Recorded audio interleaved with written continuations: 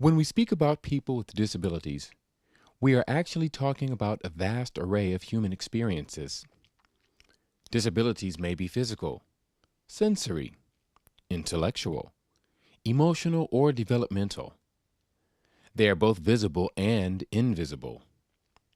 Disabilities affect some people from birth, while others may have become disabled only recently. You may look at someone and have no idea that she has a disability.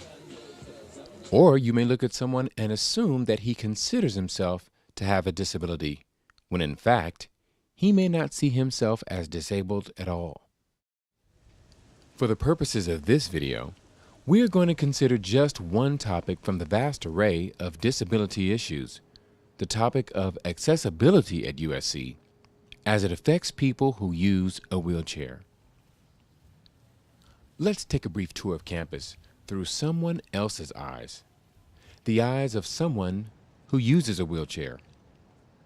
You may or may not have noticed the lack of signage around campus, letting us know where the accessible entrances are located for many of our buildings. How many times have you seen something like this? Many times, students do not consider the impact of locking their bike to the ramps and how this limits the ability for access to the building. Bricks in the sidewalks meant to beautify campus make it difficult to have a smooth ride across campus without the rumbling of bricks beneath your wheels. Sidewalk bulges can make it extra difficult to get where you're going. A full map with the accessibility can be found on USC's website. Did you know that 13 buildings on campus have one or more accessible entrances, but with limited access to all floors? In buildings like Troy Hall, if you gain access to the building, you can walk up the stairs to the second, third, and fourth floors, but you need a key card to use the elevator. It can be difficult to get to certain areas such as the VKC Quad or the Andrus Gerontology Center. Many of the buildings on campus can only be accessed from the back of the building. 3 buildings on campus, not including parking structures, have no grade level or ramped entrances at all. Now that you've had a chance to see campus, let's meet Colin.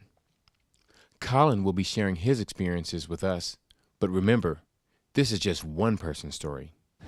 When I first arrived here at USC, it was a little bit of it's definitely an eye-opening experience I've never been used to. I went to Colorado State for my undergrad, so it's a little bit different coming to a university in which, 10, 15,000 more students are a part of, as well as the much more diverse community. When I first moved here, it was a little bit of a hassle trying to get housing set up, as well as setting up whatever I needed on campus.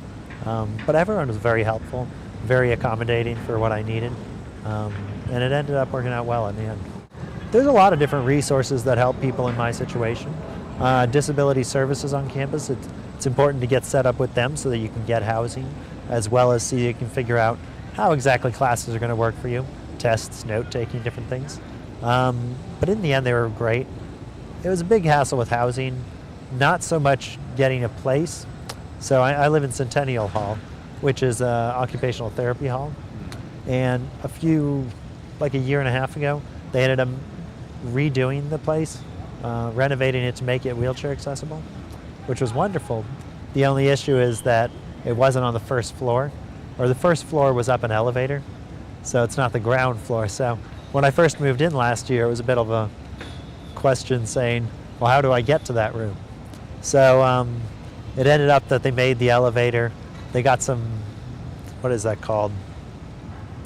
Some form of proxy system where I wheel by it and it recognizes my card and goes directly to the first floor, which works out great, but it was took a little while, bit of a process. I think as long as the person who has needs and accessibility issues, as long as they are forthcoming with what their needs are, USC is very good at helping them to determine a solution. And I think that's been very useful. I know that a buddy of mine, he is a paraplegic, and he's had similar issues, but they've been very accommodating to him as well. Ways that it fails, I have not had too many issues with things. Perhaps at the beginning, like I said, they weren't forthcoming on telling me, oh, that's not the first floor, things like that. But it's not a big issue. It's probably more of a communication issue than anything. I mean, in general, accessibility is a difficult thing. There are many times where you think you're going somewhere and then you find out that it's not accessible in some way. I can't tell you how many times I'm on a sidewalk and then find that there's no curb cut at the end. Frustrating things that you have to suck up and say, well, that's part of things, and you have to roll with the punches, I guess. But no, in general, there's not too many. I think things seem to work out fairly well most of the time. So fixing one thing would be fixing, ramps or something.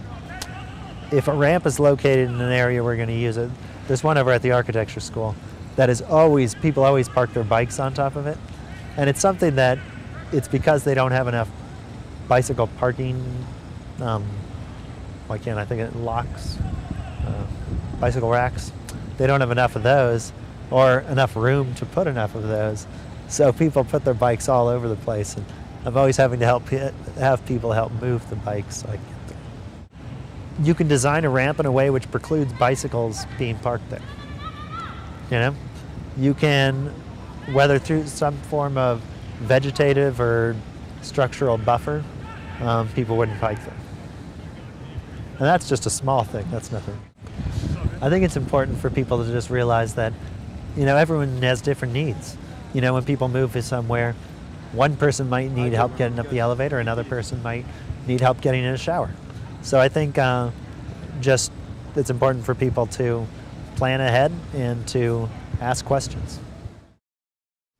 Now let's broaden the scope a little and meet Eddie Roth, Assistant Dean and Director of the USC Kortschak Center for Learning and Creativity and Disability Services and Programs. My name is Eddie Roth, and I am the Director of Disability Services and Programs and also direct the Kortschak Center for Learning and Creativity. I've been here at USC in this role since 2004, the summer of 2004, and was a student here as well. So I have a long Trojan background. Disability Services and Programs, DSP, that is the office that works with students who have documented disabilities. And those students are covered under the ADA, the Americans with Disabilities Act. So we are providing access for them. The Kortschak Center is on the success side of things. It's not a mandate by the ADA, but it's actually an academic support. It's like the icing on the cake, if you want to put it that way, to help a student who learns differently to be successful. The process for getting registered with DSP for Disability Services and Programs is pretty simple. You basically go online to our website, which is www.usc.edu/disability, and you can register online. On that online registration system, you would then request an accommodation. Then you would submit documentation that substantiates your disability, and we have all of our documentation guidelines online, so a student can see if I have a learning disability, if I have a physical disability, if I have a psychological disability, if I have a temporary condition, if I have something that's more chronic. All of those guidelines are outlined on our website, so submit that documentation, and then it goes to our doc review committee, and then what we would do is then be in contact with you after it's been reviewed, and then we could talk about reasonable accommodations based upon what you requested. So basically go online, register, write down your name, address, your disability. We have a FERPA statement on there, Federal Educational Rights and Privacy Act statement, and some aspects about your disability. Request accommodations, and then submit documentation. That's the registration process. Most of the students we work with, their disabilities are hidden. So you wouldn't know if a student has cancer or HIV, or they have arthritis or fibromyalgia, or any number of hidden kinds of disabilities, a learning disability, ADHD, or a psychological disability, someone who has depression, anxiety disorder, panic disorder, PTSD, and so forth. So I would say one of the best pieces of advice I could give is to not make assumptions about a person visually. For those students, you can tell they have a disability because it's very visible. So someone who uses a wheelchair, or someone who has a hearing aid or something of that nature, I would recommend a few things. Let's say someone who uses a wheelchair, just to be very careful with not invading their particular space. So for example, touching their wheelchair. I'm seeing this person and they look like they're struggling, and I just go ahead and grab the wheelchair right away. No, ask to push their wheelchair. And don't lean up against a wheelchair. If you're talking with someone, try to get down to their eye level. And so forth, because you can imagine how it is when someone's hovering over you and you're looking down at them. It's a little awkward and so forth. So for someone who is, for example, deaf or hard of hearing, make sure that you have their attention, and let them make sure that if they have a sign language interpreter, that you're actually speaking to the person who is deaf or hard of hearing and not the sign language interpreter. And let them know when you are, let me think of some other things too with sign language interpreters. I think someone who's deaf, hard of hearing, to not try to yell at them and that type of thing. Some people do try to do that, and they try to do that with people who are blind and low vision. Surprisingly, it's like, I have a visual impairment, I can hear fine, and so forth. But I think the bottom line is respect, someone who's blind or low vision, let them know when you come into the conversation, let them know when you leave the conversation. Offer to assist, but I think the real dangerous thing for a lot of people is they make assumptions about disabilities. And I think the main thing is to try to develop some empathy, and when in doubt, ask.